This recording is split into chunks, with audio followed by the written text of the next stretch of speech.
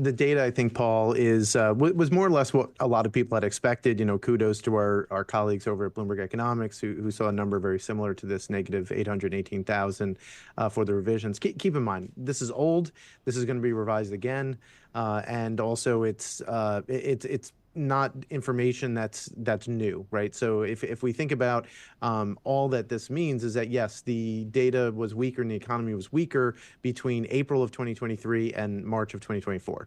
That doesn't necessarily tell us where we are now or where we're going over the next couple of quarters. And but it does show that maybe things weren't quite as rosy as the preliminary data suggested.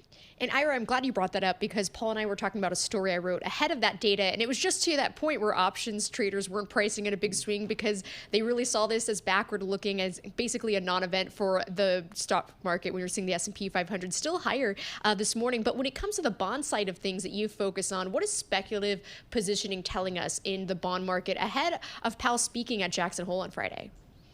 Yeah, I don't think the positioning really hasn't changed a whole ton over the last couple of months. And, speculators are still relatively, less short than they used to be, but they're still generally short rates. But that's because, real money investors are long, right? So for every long, there's a short in futures positioning. So you have to keep that in mind.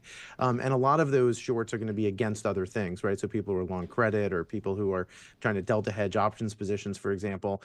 So all of those things go into some of that futures positioning. So you can't take as much away from that one data set as you can from, say, just the incoming data that we get.